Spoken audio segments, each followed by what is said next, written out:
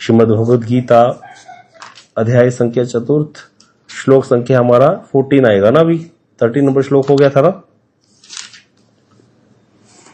तो ये सब कुछ आ गया ना समझ, इसमें कोई प्रश्न नहीं है। अगला श्लोक करते हैं, क्या कह रहे हैं यहाँ पर। नामाम कर्माणि लिम्पन्ति ना मे कर्म फले स्पृहा इति माम यो अभिजानाति कर्म भी न स बध्यते। इसका अन्वय कीजिए वेणुगोपाल प्रभु। कृष्ण प्रभु जी, कर्माणि समस्त कर्म माँ मुझे न लिप्ति लिप्त नहीं करते ही, क्योंकि कर्म फल में मेरी न स्पृहा नहीं है। इति इस प्रकार ये जो माँ मुझे अभी जानाती तत्व जान लेते हैं, सब वे कर्मों से न बंधते नहीं आबद्ध होते हैं। मैं कर्मों में लिप्त नहीं होता हूँ, क्योंकि कर्म फल में मेरी स्पृहा नहीं है। इस प्रकार जो मुझे तत्वतः जान लेते हैं, वे कभी कर्मों से आबद्ध नहीं होते हैं। तो यहाँ पर क्या कह रहे हैं भगवान कि भाई मैं कर्मों से परे हूँ, किसी कर्म बंधन मेरे ऊपर लागू नहीं होता। क्योंकि क्यों नहीं होता? क्योंकि कर्म का जो फल है उसके प्रति मेरी आसक्ति नहीं है। कर्म के फल के प्रति आसक्ति होती है ना, हम लोग जॉब करते हैं तो हमारी आसक्ति किस पे होती है? जॉब में आसक्ति होती है या सैलरी में आसक्ति होती है? बताओ कोई। सैलरी में आसक्ति होती है।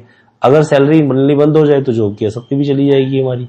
तो इसीलिए भगवान कहते भाई जो कर्म का फल होता है उसमें मेरी आसक्ति नहीं है, इसीलिए मुझे कर्म बांधते नहीं है। तो ये जो इसको जान लेता है मेरे को इस तरह से, क्योंकि भगवान के आत्माराम आत्मकाम है, षड ऐश्वर्य पूर्ण है, उनके जैसा ज्ञान किसी को नहीं है, उनके जैसा धनवान कोई नहीं है, उनके जैसा रूपवान कोई नहीं है, उनके जैसा बलवान कोई नहीं है, और उनके जैसा इतना सब कुछ होते हुए किसी के पास ऐश्वर्य हो, बल हो, सुंदरता हो, तो एक एक चीज ही किसी के पास हो तो वो इतना ज्यादा इतरा के चलता है। लेकिन इतना सब कुछ होने पर भी भगवान पे एक बहुत बड़ा गुण है, वो वैराग्यवान है। इन सबसे वो उनको कोई अहंकार भी नहीं है। तो इसीलिए षडैश्वर्यपूर्ण भगवान में कोई भी अभाव नहीं है। तो जिसको अभाव होता है उसकी आसक्ति होती है फल में किसी प्रकार के। तो भगवान कहते मेरी किसी भी कर्म फल में स्पृहा नहीं है, इसीलिए मैं कर्मों में लिप्त नहीं होता हूँ। जो मुझे तत्व से जान लेते हैं इस प्रकार से वो कर्मों में आबद्ध नहीं होते, उनको भी कर्म बंधन नहीं होता। यह भी समझने वाली बात है कि इतना तत्व ज्ञान होने पर भी कर्म बंधन लागू नहीं होता हम पर। कितनी बड़ी बात यहाँ पर बता रहे हैं। तो आगे कह रहे हैं यदि कहो कि ये सब तो ठीक है, अर्जुन कहे किंतु आप भी तो क्षत्रिय कुल में अवतीर्ण हुए, यदुकुल में आपका जन्म हुआ, वसुदेव के पुत्र कहला रहे हो यहाँ पर, और वो क्षत्रिय हैं, तो क्षत्रिय कुल में अवतीर्ण हुए हैं और प्रतिदिन क्षत्रियोचित कर्म भी करते हैं, युद्ध इत्यादि करते हैं, तब मैं आपको किस प्रकार करता मान लूं? अर्जुन अगर कर लो प्रश्न कर दे। इसके उत्तर में श्री कृष्ण कहते हैं ना माम इत्यादि, अर्थात ये कर्म मुझे जीव के समान लिप्त नहीं करते। जैसे जीव संसार में बंध जाते हैं ऐसे मैं बंधता नहीं हूं, और जिस प्रकार जीव की कर्म फल में स्वर्ग आदि की स्पृहा रहती है वैसी मेरी स्पृहा नहीं है। जैसे पहले भगवान ने अर्जुन को क्या बोला था कि जो क्षत्रिय है उसके लिए युद्ध करना ही स्वधर्म है, वो करना चाहिए, उसको स्वर्ग प्राप्त होगा, ऊपर के लोक प्राप्त होंगे, है ना, और यश मिलेगा संसार में। तो यहाँ भगवान कहते हैं लेकिन मेरी वैसी स्पृहा नहीं है। तो यहाँ पर ये चौथा अध्याय पूरा देखा जाए तो कृष्ण को डेडिकेट हो रहा है। कृष्ण अपने गुणों का वर्णन कर रहे हैं, यहाँ पर अपने बारे में बता रहे हैं कि मैं क्यों अवतार लेता हूँ, मेरे को कर्म नहीं बांधते, मैं करता हूँ, मेरे जन्म और कर्म दिव्य है, यही सब चल रहा है। 4 वर्णों की सृष्टि मैंने की। सृष्टि करने पर भी जब कोई व्यक्ति सृष्टि करता है किसी चीज की तो उसमें आसक्त होता है। कोई प्रोडक्ट कोई व्यक्ति लॉन्च करते उसका नाम चलता है। भगवान कहते हैं मैं इसमें क्या हूं, बनाने पर भी पिछले श्लोक में कल आया था कि उसका मैं अकर्ता ही हूं। करना 4 वर्णों की सृष्टि मेरे द्वारा होने पर भी मैं उसका अकर्ता हूं, अव्यय हूं। मेरा उस पर कोई कर्म फल मुझको लागू नहीं होगा करने के कारण। तो इसीलिए कहते मुझे वैसी स्पृहा भी नहीं है। परमेश्वर होने के कारण मैं क्या हूं, स्वानंद पूर्ण हूं, अपने ही आनंद में विचरण करता हूं, अपने ही आनंद में पूर्ण हूं मैं। तथापि लोक परिवर्तन के लिए क्या करता हूं मैं, लोगों को शिक्षा देने के लिए लोक परिवर्तन करते थे, लोगों को सिखाने के लिए, लोगों को शिक्षा देने के लिए। अगर मैं बैठ जाऊंगा तो लोग भी बैठ जाएंगे, इसीलिए मैं अवतार लेकर के लोक परिवर्तन के लिए कर्म आदि करता हूं। जो मुझे इस प्रकार से नहीं जानते हैं वे कर्मों से बंध जाते हैं। यही यहाँ पर श्री विष्णु चक्रवर्तीपाद जी की टीका हुई। अब अगला गुरुदेव की टीका, भगवान सच्चिदानंद पूर्ण तत्व है और जीव क्या है, अनुचित तत्व है। मतलब जीवात्मा और परमात्मा में क्या डिफरेंस, भगवान तो सच्चिदानंद है, परमात्मा भी क्या है, सत और चितमयी है। तो इसीलिए वो क्या है, पूर्ण तत्व है भगवान। और जीव अनुचित है, छोटा है पोटेंसी कम है, लेकिन है सारे कैरेक्टरिस्टिक्स वही वाले, तो जीवात्मा के भी। तो भगवान जो है षडैश्वर्य पूर्ण है, और सेवा से जो विमुख है जीव, जो बद्ध जीव है, वो ऐश्वर्य शून्य है, उसका कोई ऐश्वर्य नहीं है। भगवान माया के अधीश है और जीव माया के वशीभूत होने योग्य है। दोनों में भेद है। गोस्वामी जी ने बहुत सुंदर चौपाई लिखी है,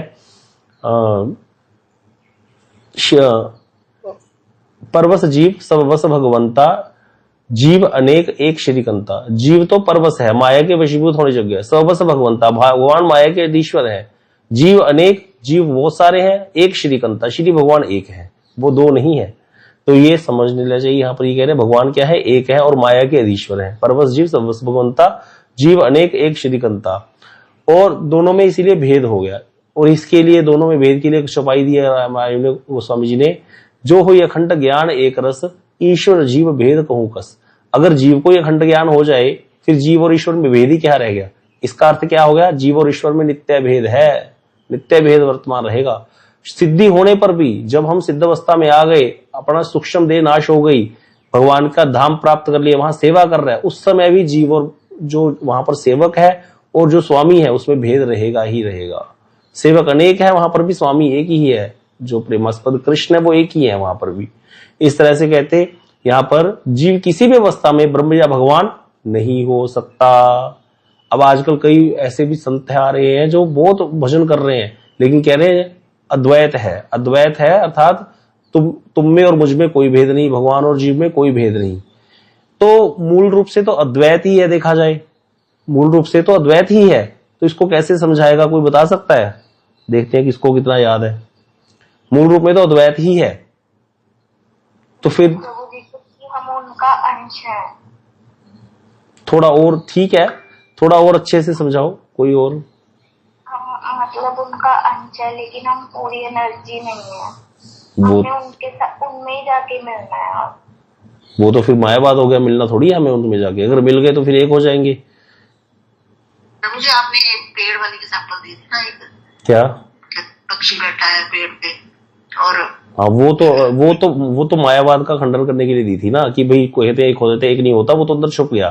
तो यहाँ पर जो चर्चा चल रही है कि भाई अद्वैत ही कैसे है, अद्वैत का अर्थ क्या होता है। मूल रूप में तो अद्वैत ही, अद्वैत नहीं है देखा जाए। द्वैत तो समझाने के लिए कि जीव और ईश्वर में भेद रहेगा, अद्वैत है, लेकिन मूल रूप में अद्वैत ही है, कृष्ण ही है सब। तो फिर ये एक तरफ कह रहे हो कृष्ण है, एक तरफ कह रहे हो कि हम भगवान कभी जीव और भगवान एक हो नहीं सकते। तो इसमें क्या कैसे समझेंगे इसको, कोई समझा सकता है? में भगवान है तो हमारी आत्मा में भी भगवान है, तो फिर क्या हो गया? जैसे हम कमरे की जैसे एक थोड़ी सी रोशनी के बराबर है और भगवान सूर्य के समान पूरे मतलब विभु है, हम तो जैसे छोटे से कमरे में रोशनी के बराबर ही है। ठीक है चलो, तो वही है, सेम है।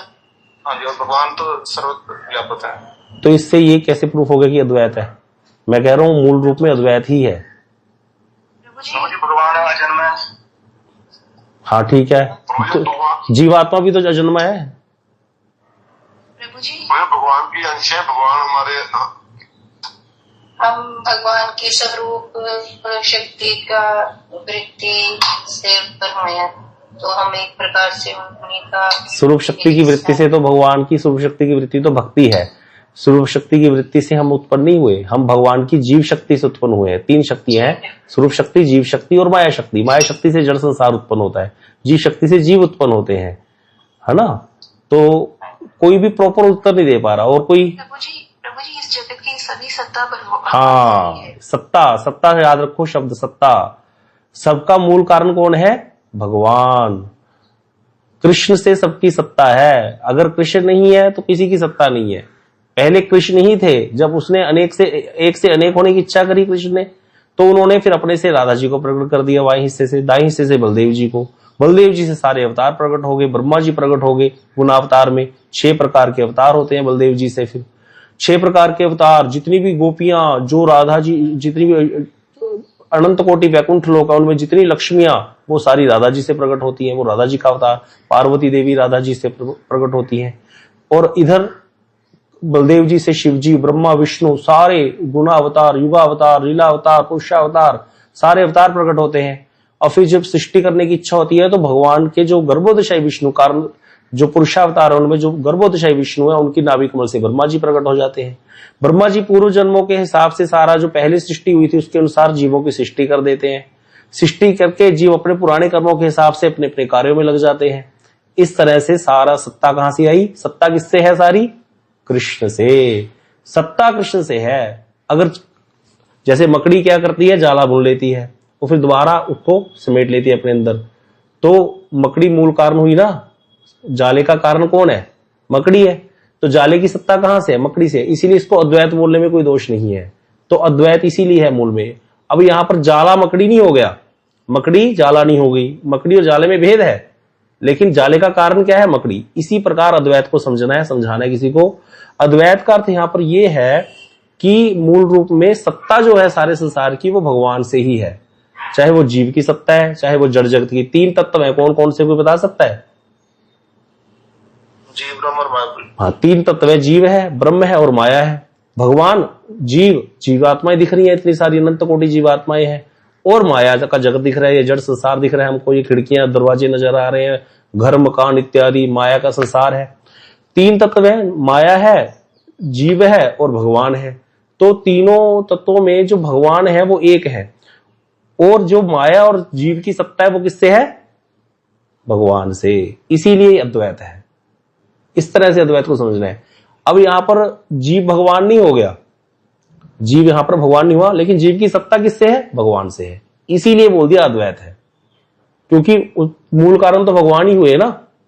तो कारण कार्य से समझोगे तो उस तरह से समझ आएगा, सत्ता के हिसाब से समझाओगे। वैसे कभी भी किसी भी अवस्था में जीव जो है वो भगवान नहीं हो सकता, ब्रह्म नहीं बन सकता जीव, वो अलग ही रहेगा। तो वो जो फिर आप आगे एग्जांपल दे रहे थे सारी कि पेड़ में पक्षी छुप गया या जो भी है वो सब अलग रहेगा, वो बात सही है, वो आपको ठीक है। ये याद रखना है अद्वैत कैसे है मूल रूप में। तो लेकिन अद्वैतवादी जो होते हैं भक्तों का ये तो मत है, वैष्णव मत, चारों संप्रदायों का, चारों वैष्णव का अद्वैत के हिसाब से ये मत है जो, और यही सही है। जो अद्वैतवादी होते हैं वो क्या बोलते हैं? अब वो क्या बोलते हैं इसको कोई बता सकता है? जो मायावादियों का मत है अद्वैतवादियों का, वो क्या मत है? मैं ही ब्रह्म हूँ। हाँ, जीव ही ब्रह्म है, वो ये कहते हैं। तो इसके क्या कहते हैं? जीव और ब्रह्म में कोई भेद नहीं है, जीव आत्मा ही ब्रह्म है, तुम वही हो। इसीलिए वो इसी का अनुशीलन करते हैं, सोहम सोहम सोहम, अहम ब्रह्मास्मि, शिवोहम शिवोहम। ये कभी भी हो नहीं सकता। तो इसीलिए यहां पर कहते हैं वो क्या है? आरूह्य कृष्ण श्लोक है भागवत जी में, बहुत ऊपर की स्थिति पर पहुंच करके भी वो लोग गिर जाते हैं। पतंत्यद अनादित युष्मद अंग्रेय, भगवान के चरणों में अपराध के कारण वो गिर जाते हैं। तो इस तरह से अब कोई बच्चा सुबह उठते अपने बाप का नाम लेने लग जाए कि मैं वही हूं, मान लो उसके पिता का नाम रामलाल है, बोले मैं रामलाल हूं, मैं रामलाल हूं। थोड़ी देर तो पिता सुनेगा, बाद में थप्पड़ मारेगा कि नहीं मारेगा? क्योंकि भाई इसका अर्थ तो क्या हो गया? रामलाल की पत्नी मेरी पत्नी, और जो रामलाल की पत्नी से तो ये पैदा हुआ है मूर्खानंद, वो ये कह रहा है कि मैं ही रामलाल हूं। तो ये तो बात पिता ही बर्दाश्त करेगा साधारण। तो इसीलिए ये जो मत है कि पहले तो ओम नमः शिवाय और नमः शिवाय कहते मैं ही शिव हूं, शिवोहम शिवोहम। शिव जी कहते अच्छा बेटा, पार्वती तेरी पत्नी और गणेश तेरा बेटा हो गया, अब आजा तेरे को मैं दिखाता हूं। तो ये समझने वाली बात है यहाँ पर ये भगवान हम कभी भी नहीं बन सकते। जीव हमेशा दास ही रहेगा। जीवेर स्वरूप है नित्य कृष्णदास। जीव का स्वरूप क्या है? वो नित्य कृष्णदास है। नित्य मतलब नित्य, पहले भी था, अब भी, आगे भी रहेगा। आद सच जुगाद सच है भी सच, ये ऐसे ही रहेगा। ओम भू भुवः स्वः, ये हमेशा ऐसे ही रहेगा। जब से इसका गठन हुआ है ऐसे ही रहेगा, ऐसे ही है और आगे भी रहेगा। अब जो कहते कि भी हम कहते हैं ना कोई सब कुछ ब्रह्म ही है या सब कुछ ब्रह्म में है, इसमें क्या डिफरेंस को समझो। सब कुछ ब्रह्म कभी नहीं हो सकता, ब्रह्म में हो सकता है। अब कोई बता सकता है ये डिफरेंस कैसे समझाएंगे किसी को? ब्रह्म होने में और ब्रह्म में होने में क्या डिफरेंस है? मतलब कृष्ण में हम हो सकते हैं, कृष्ण में हो सकते हैं, लेकिन कृष्ण नहीं हो सकते। ये क्या है? ये कोई और बता सकते सुदेवी देवी के बिना? कृष्ण में होने में और कृष्ण होने में क्या डिफरेंस है?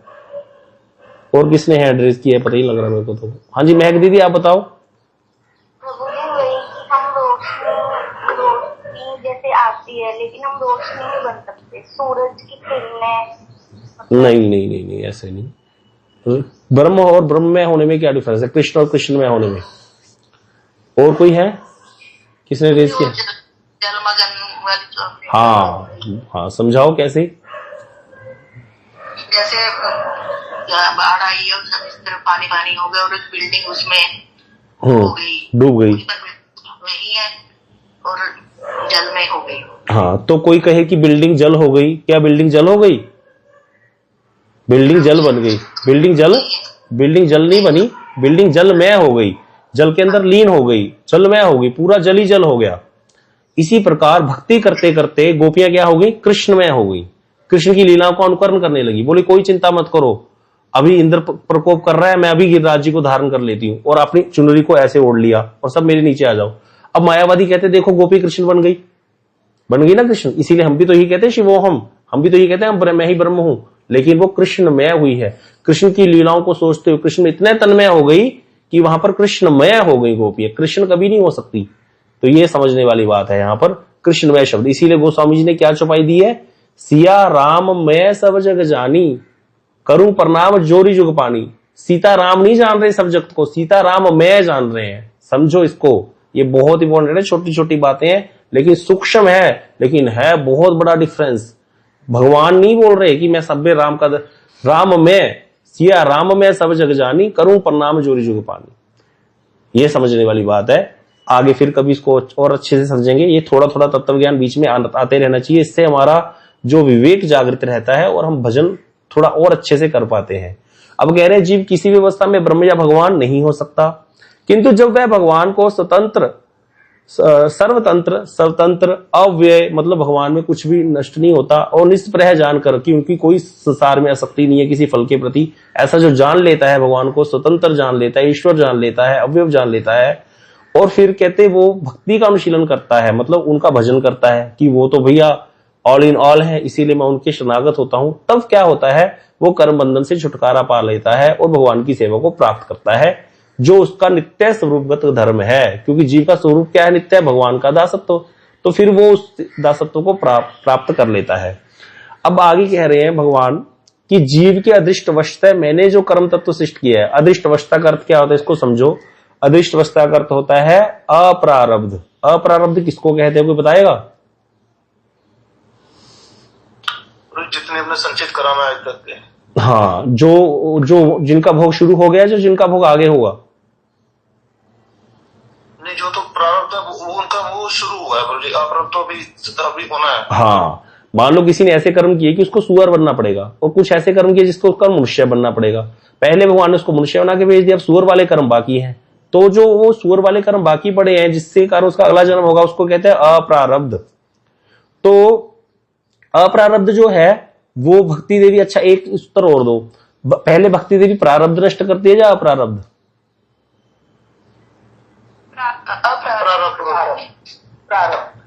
अप्रारब्ध। सुनीता दीदी आपने क्या बोला? प्रारब्ध। अच्छा, वेणुगोपाल प्रभु आप? सॉरी रोजी, गलती बोला लगता है। क्या लगा, क्या क्या आएगा, प्रारब्ध आएगा या अप्रारब्ध आएगा? नहीं प्रभु जी, नहीं पता नहीं। भक्ति प्रिय प्रभु आप बताओ। महक दीदी, अच्छा। भक्ति प्रिय प्रभु आप? अच्छा, मनीष प्रभु इसका उत्तर भी देना पड़ेगा। आकांक्षा दीदी आप बताओ।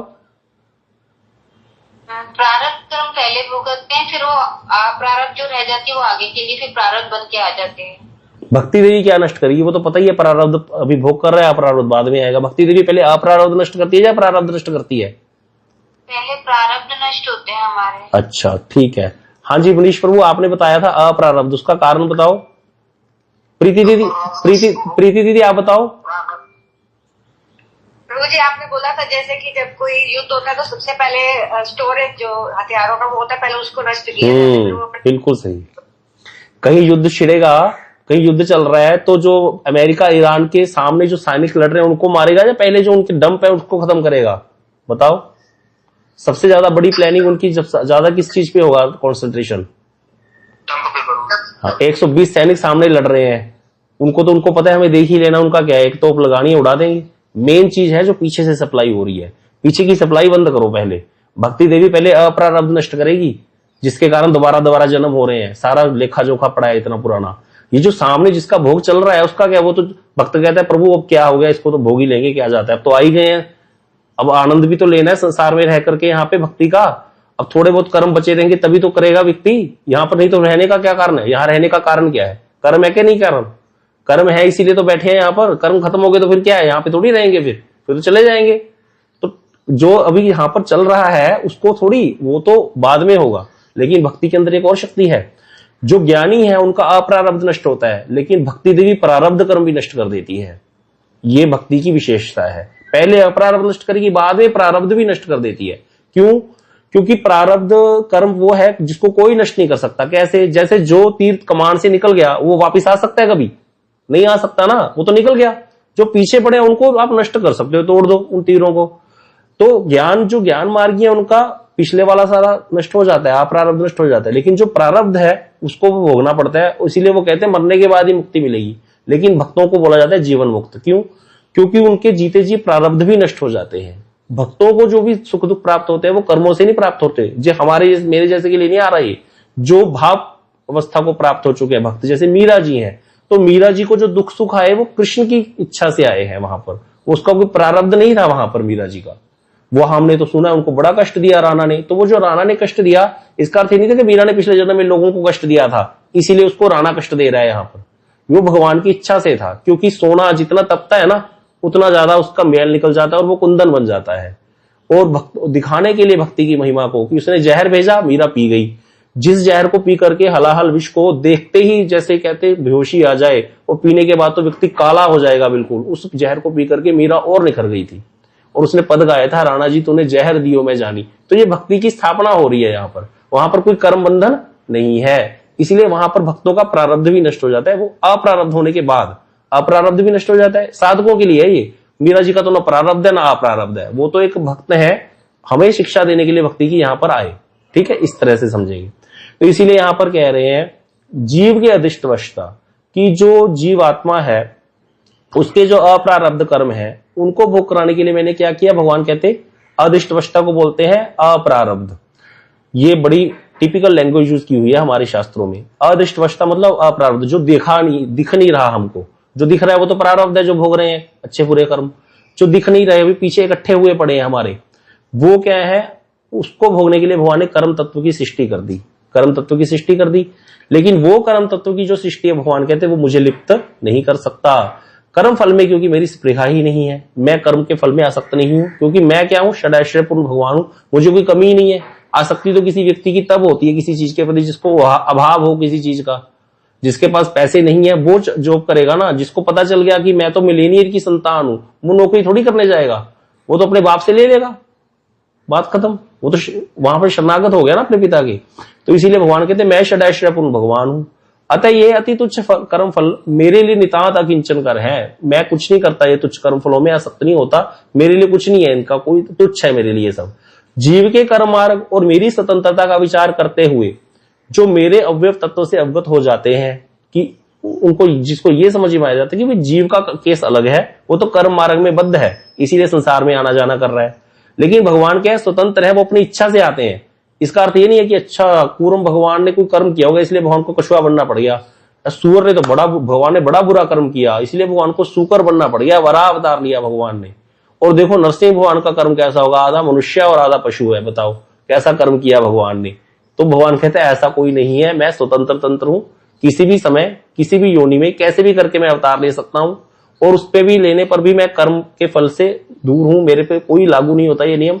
तो जो ये जानता है और अपना भी जानता है कि मैं क्या हूं, संसार में बद्ध हो गया हूं, फंस गया हूं अपने बुरे कर्मों के कारण, अच्छे बुरे कर्मों के कारण, ऐसा जो जानता है मेरे अवय तत्व से अवगत हो जाता है जो, वो फिर कभी भी कर्म से बद्ध नहीं होता, शुद्ध भक्ति का आचरण करता है वो, और फिर मुझे प्राप्त करता है। ऐसा श्री भक्ति विनोद ठाकुर जी की टीका को हमने सुना। तो ये श्लोक समझ में आ गया होगा सबको, मुझे लग रहा है। अभी 3 मिनट बाकी, हम अगला श्लोक नहीं करेंगे। एक छोटी सी सूचना है, हम लोग कल से चैंटिंग क्लास शुरू करते हैं, लेकिन उसमें कुछ चीजें आपको बताना चाहूं। हमारा अपना एक दुख है, वो दुख ये है कि चैंटिंग तो हम कब शुरू से कर रहे हैं, जब से हमने ये कथा शुरू की है तब से ही चैंटिंग तो हम रोज सुबह करते हैं। हमारा नियम है सुबह उठ के पहले मंगला आरती करना, उसके बाद जितना समय बच जाए उसमें चैंटिंग करना। अब हमने चैंटिंग शुरू क्यों नहीं करी फिर इतने दिन से? क्योंकि चैंटिंग क्लास शुरू करने में क्या होता है कि फिर हमारा अपना समय भी नष्ट होता है, जब हम दूसरे के साथ बात करेंगे उसको समझाएंगे। लेकिन वही बात है भाई, ऐसे फिर हम कभी सीख भी नहीं पाएंगे कि कैसे हमें भजन करना है, कैसे माला करनी चाहिए। तो वो भी जरूरी है। तो पहले हम देख रहे थे भी कितने लोग हमारे साथ सीरियसली लगते हैं।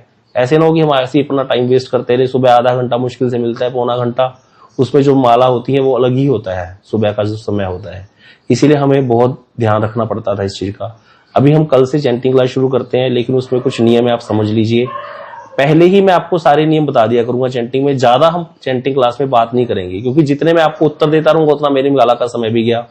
प्रभु जी हमें चैंटिंग सिखाते थे, वो बेचारे खुद कोई माला नहीं कर पाते थे। प्रभु जी हमको बोलते थे, देखो मैं तुम्हारे लिए कितना मत्था पच्ची करता हूं। आधा घंटा प्रभु जी हम पर मत्था मारते थे, और ये कुछ कम नहीं, आज भी ऐसे ही कर रहे हैं वो बैठे वहां पर।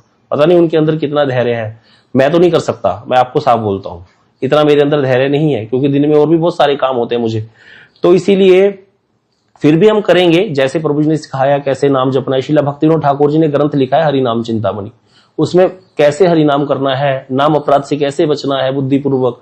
हम अभी कर रहे हैं साधन भक्ति। साधन भक्ति का अर्थ होता है क्लेश, सीधी सी बात है।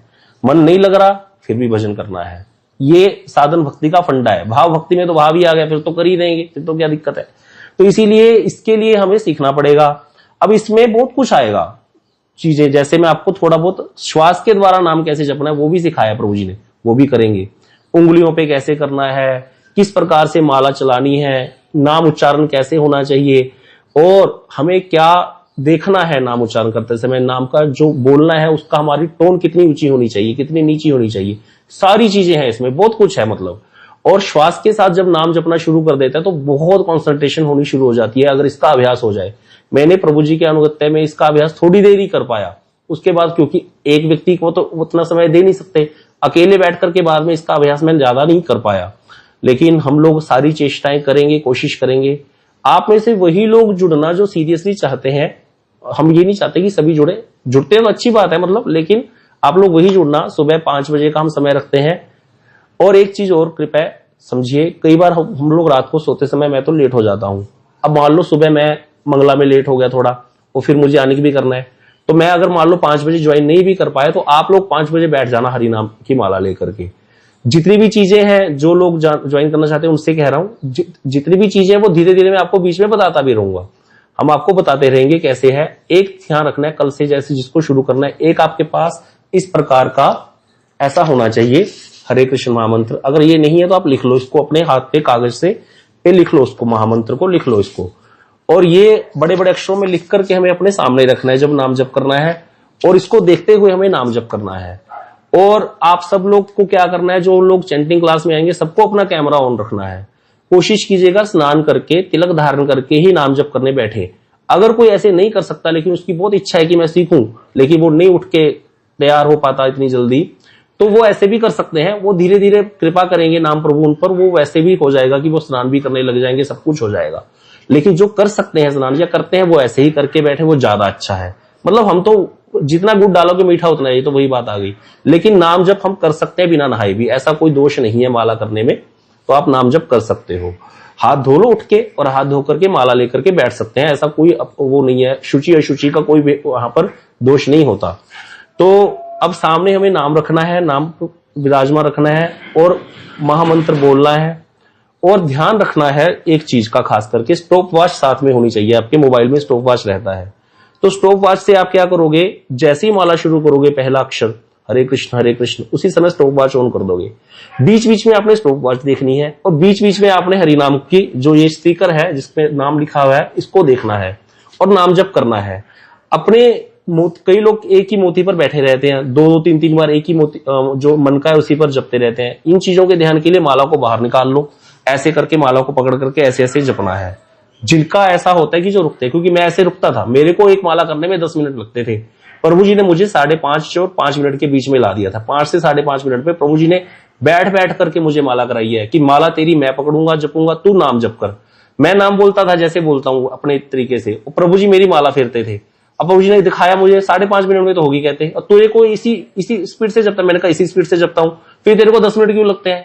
निकला क्या बाद में कि मैं क्या करता हूं, एक ही मोती पर घूमता रहता हूं, एक ही मोती पर ऐसे ऐसे करता रहता हूं 3-3 बार, 4-4 बार। और इसीलिए फिर एक माला नहीं होती, वो एक माला में 2 माला हो जाती है। लेकिन वो तो फिर हमें पता नहीं चलेगा ना हमारी संख्या कितनी हुई। तो इस तरह से ये सब चीजें हमें सिखाई हमें भी ऐसे ही बढ़ना है। धीरे धीरे जिसको नाम माला करने में 10 मिनट लगते हैं वो अपने आप 5 से 5.5 मिनट पे आ जाएगा अपने आप। क्योंकि हम लोग, कई लोग माला करते समय बहुत पता नहीं कहां चला जाता है माइंड उनका, मोती सिरकाना ही भूल जाते हैं या नाम जप करना भूल जाते हैं, नाम नहीं जपते। इस तरह से कई तरह की चीजें होती है। लेकिन जब हम ऐसे पकड़ करके माला जपेंगे, बीच बीच में समय देखेंगे और साथ में हरिनाम को देखेंगे, तो उससे हमारा ध्यान नाम में ही रहेगा। यही तरीका है नाम करने का। जो हम, कई लोग कहते हैं राधा कुंड का स्मरण करो या जैसे करो, कहते कोई कहता है फास्ट करो, कोई कहता है धीरे धीरे करो। कुछ धीरे नहीं है, कुछ फास्ट नहीं है, इसमें यही एक सिंपल सा फंडा है किस तरह से करना है। ये आपको आज ही बता दिया हमने। जो लोग कल ज्वाइन करेंगे वो इस विधि को फॉलो करेंगे। इसकी रिकॉर्डिंग भी हो रही है कथा में अभी, तो आप इसको सुन लीजिएगा। कल हम इसको करेंगे। आप सबसे प्रार्थना है जिनको भी ज्वाइन करना है कीजिए, कोई दोष नहीं है। अगर मैं 5 बजे ज्वाइन नहीं किया कर पाए तो मुझे क्षमा कर दीजिएगा। इसका अर्थ है कि हमारा भी हार्दिक और भी हमारी सुबह की मंगला नहीं हो पाई थी, इसीलिए हुआ होगा। वैसे तो मैं कोशिश करूंगा कि हम कल 3:30 बजे उठ के सारा चीजें जल्दी जल्दी नहा धो करके कर ले। लेकिन फिर भी इन केस लेट हो गए तो आप लोग कर लेना शुरू और हम आपको ज्वाइन कर लेंगे। तो हम सब मिलकर करेंगे हरिनाम। कल से 5 से 5:30 चैंटिंग क्लास करेंगे। कोशिश करेंगे उसमें से 5 या 6 माला हो जाया करे, ठीक है। और उसमें जो आगे श्वास के साथ कैसे करना है, कितने मिनट में करना है, वो सारा हम बाद में सीखेंगे धीरे धीरे। तो अभी इतना आपको नियम थोड़े थोड़े बता दिए। इसको आप दोबारा सुन लेना, रिकॉर्डिंग हो चुकी है। गौर प्रेमानंदे, हरि हरि बोल।